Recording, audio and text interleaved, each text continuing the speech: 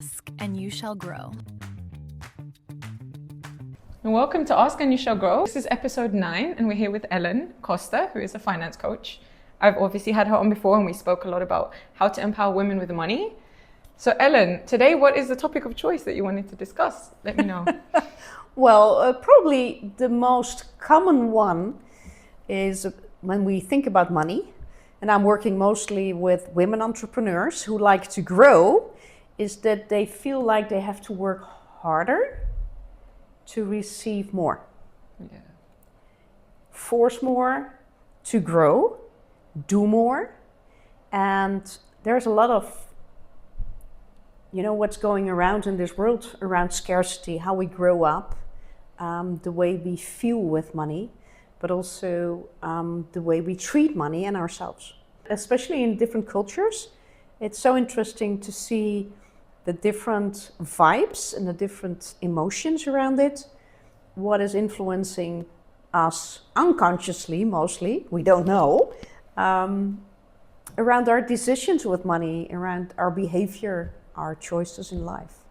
And that brings us to the life we enjoy right now. I've noticed this is really a thing. I think we discussed also how we can sometimes have this sort of negative bias and have a scarcity mindset almost by default, which is really not fun because you want to have a positive view on life, but then your body and your brain is protecting you like, no, danger, but you're actually okay. It's not dangerous, but you think it is. Yeah. And of course, for some people it is bad. It really is. They do really have scarcity. Yeah. But a lot of the time we fear it when it's not happening. What do you think makes us do that, and how can we change it? Is there a way?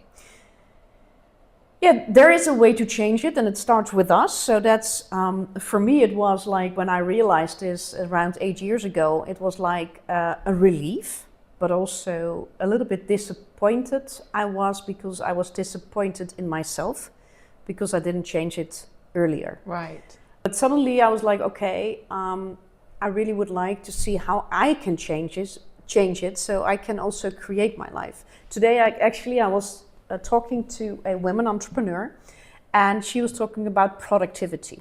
All right, yeah. Okay, so she would like to work a little bit less, and she's around her 60s. So her whole system is not used to working less and being less productive. So it's interesting because then you're programmed when she's doing something that is not earning her money. It's like her brain says, what are you doing? You're not earning money. So I asked her, what is earning money giving you? And her answer was safety. I feel safe. Okay, so our view to the world for a lot of people is like, we need to protect ourselves. This world can be dangerous. Make sure you have enough, especially the money side. And, you're not always lucky. So you need to fight or need to work a little bit more for it to enjoy life. And there's the second thing about our identity. So that's the second thing what she mentioned is like, it's safe, but then it's also like, then I am somebody because people are happy with me, people see me, I'm doing something good for other people, and I'm earning money. So her identity was really into her work. So when she's leaving that identity, it's like something new. It's like vacuum. It's like, that feels different. I'm not sure feels what to different. do. I don't know what to do now. Yeah. Okay, so it's like really a shift of realizing who you become, and then realizing who you would like to be to enjoy the life you really want. Okay. So you mean also in the case of not having that identity, but maybe less. So how to do more receiving. So receive better, which we talked about last time. You said, women, we're good givers, but are we good receivers? Yeah. We don't always find that easy. And that's true, and then we're all talking about, what do you feel like you deserve to receive? So what is your value? With the entrepreneurs that I'm working with, the women, I say, okay, start focusing on giving value, giving more value. The more value you give, the more money will follow you. And we're all like growing up looking, to earn more money, to earn enough money, to have enough clients. And the other thing is we would like to actually live our dream life. And that's so far away. Yeah, it feels like a challenging balance maybe to Yeah. get, because it's almost like you only know how to operate in one mode, not both.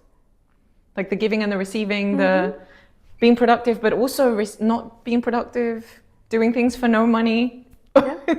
It's like, how do you navigate the balance? I think that's where a lot of us find it hard. Yeah. But also what I was thinking about regarding like the identity thing, like how do you not completely shut off the identity? Because, maybe the why for you to give is through that way that you're being productive, but that's also then draining you.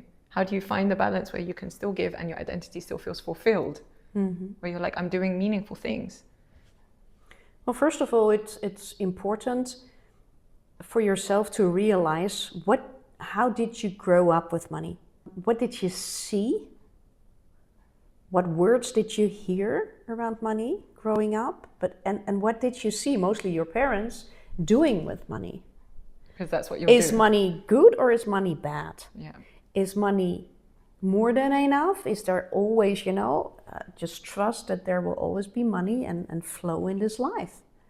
Or did you grow up like, take care of yourself because maybe you don't have enough money. You really need to pay attention to have enough. So that's two different kinds of growing up. And there in our first 6 to 8 years really our truth around money, the way we treat money, but also the way we allow money to treat us. Yeah. That's interesting, right? So I learned a lot of from Ken Honda. Ken Honda is from Japan. He wrote more than 200 books. And he's explaining around the love for money. Actually, is the love for yourself. It's quite normal to say, I love cycling. I love to go and travel. I love to read. I love to sing. I love money. Beep! You cannot say that because it's so strange. There's a lot of moral judgment, I think. And then there's like, okay, you love money. But it's what you do with money that makes your life the way you want it. Freedom is directly connected with the way you create money and what you do with money. Because people with money can even imprison themselves. That's true, yeah. Because they are then afraid to lose it again. So they hold it, right? So money can be like a flow, like an aid through your life. And the way I start to do what I changed, so it's very practical, is whenever I pay bills, I'm grateful to pay my bills and to receive the service or to be able to pay the bill because I have the money, and then say to the money, thank you for being with me. I'm now gonna say goodbye to you and please come back soon with your friends. I like that. It's like, and I really like it. That's like someone coming to a restaurant and you're like, come back, recommend us. It's beautiful, right? That's so good. That's and amazing. Like, and then it's like enjoying life. It's okay to enjoy life and to trust life. This life is to be trusted. I think that's the key, actually, that people might find hard. I know. Yeah. I found it very hard. I think because of, indeed, everybody around you. So it's not even you. You might be like, you know what? I'm going to have everything. And everyone around you is going, oh no, there's problems with this. Oh no, the economy's bad. Oh, there aren't jobs. Oh, no. And you're like, wow, it's bad. And so it starts to bring you down from your cloud. I know. So it's very challenging. So the first thing to shift your mindset, because it's all about mindset, the way you are related, what is your relationship with money? It's very important to become aware how you build it. So what did you hear and see doing with money, growing up? And then how's your reaction? So what is your experience until now? So those two things that are really creating the way you see money and how you handle money. Okay, so yeah, that's not always funny, but that's the truth. So you can be more Yeah. conscious where you are right now. I do speak with friends about topics like this, and I do hear those two schools of housing of like, one side is, oh yeah, money's great, we can go on holiday, we can do this with our friends, we can help people here, we can do that. And the other ones are like, oh no, it's bad, rich people aren't good, this is wrong. And then I'm like, I don't know what to do with that, because like everybody needs to pay for things with money. Like, what else are we going to do? Like, are we going to sell something every time? Here's a book I have, can I buy a coffee please? Like, you can't. We're not in those times anymore. Like, No. So it's quite challenging, because I don't know how people can manage then to continue to be positive and think on abundance rather than scarcity. Well, the second thing that's very important is your environment. True. Who are you spending time with? Because that's influencing you, especially the 5 people that you have around you most of the time, because they are influencing you directly. So, and for me, the change is to start treating money differently in my life, is actually to treat me differently. That's also interesting, because that's the third step. But the second step really is like, hey, what is my environment? So to change this is to say goodbye, to let go of some things, right? Maybe bad habits, it could be bad food, it could be not moving, it can be to let go of toxic people, toxic environments. That's where the trick comes in. How do you do that with people? Let's say your mum is really scarce. She's like, oh no, Ellen, another bill, Ellen, what are we going to do? You can't say, okay, mum, bye. No, that's true. So how do you manage that? Because that in real life, I'm not saying that you're going to choose those people. You know, the ones you choose to be with maybe are really not really abundant. But then, you know, you can't avoid your mom, your mother-in-law, your... That's true. How do you deal with that? Well, then? but you can choose wisely. First of all, the topics that you're talking about. You can choose wisely how many times and how long you're together.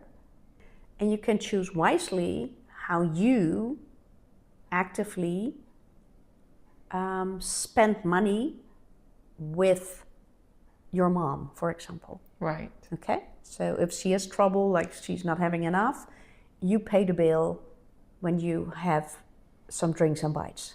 Then she is relaxed. Because you're like, I have money, don't worry about it. Yeah. Don't worry about it. I'm doing it out of love. And don't expect back, because it's her choice, yes or no, to change. If you have your mom in a more in a relaxed environment, it's like you are also more relaxed. And if you choose your topics wisely, it's more like relaxed. And just see how much time you spend with family, because you don't have to say goodbye to family. That's true. But the other thing is you also can have some healthy boundaries, like self-respect around what is serving you. Okay. Yeah. I also ask because I have friends who have much more success than their family members. And I also have some family members that are more successful than me, and I'm okay with it. Like, I hang out with them, I think it's lovely. But I think for people, what's tricky is that they feel like, oh man, I want to help them. But then somebody who either doesn't want to help or can't change for whatever reason. It's frustrating because you want to give, and then it ends up in this cycle of like, maybe you give, they take, it doesn't get better, you speak to them, they don't change, and it becomes the repeated cycle of this. And at one point it's like, will they ever change? Why don't they change? Okay. At least that's what I've spoken about with friends, and it's pretty disappointing for them. I think to not be able to help people, especially when you are much better off than your friends. Yeah. So one thing what comes to my mind is, you know, the story about giving fish to people or helping them to fish. Fishing. You know the story? Yeah, if you teach a man to fish, teach man to he fish. He can fish every day. Every day, okay? But if that person is not willing to learn, then you can give, but then it's going to be an energy leakage. So you leak energy. So it's like not really rewarding. The other thing is, when you would like to have something in return, you know, that it's more like it's going this way. So then it's also some responsibility, because it doesn't always have to be money, but something else. Like, be more creative So incidentally, if you help people, then it's more like that they're not depending on you. But if you're going to be regular, it's going to be depending. What's happened if you then stop, you're like, then they get mad because they are now building their life on your support. What actually happens is that their responsibility, so you're undermining taking the responsibility to take care of themselves. Yeah. It's almost, I think, like the way you raise a child. If you just give, to develop, for the child to develop, it's very important that they can earn their own money by developing their skills. Yeah. They need to be out there as well themselves and figure it out. Yeah. So if I give, then I give. I don't expect something in return because that's giving. Yeah. Okay. But if I'm going to give on a regular basis, and I feel like that I give too much, then I get the feeling that I'm getting frustrated, right? Because they are still keep doing the same stuff who I'm giving, and they having the same problems, and they're not solving the problems because I keep on giving. There's no need for them. The need is there if they like, now I really need to make this happen because otherwise I'm not having food tomorrow. And the way I tell it right now, because I was there, I didn't have food for next week, even here in the Netherlands. So I had to make something work. And then something inside of you comes, like now you're going to expect differently from yourself and you expect more luck.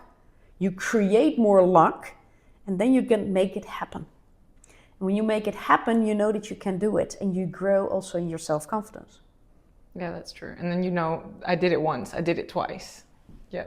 Because you have everything inside of you to create the life that you want.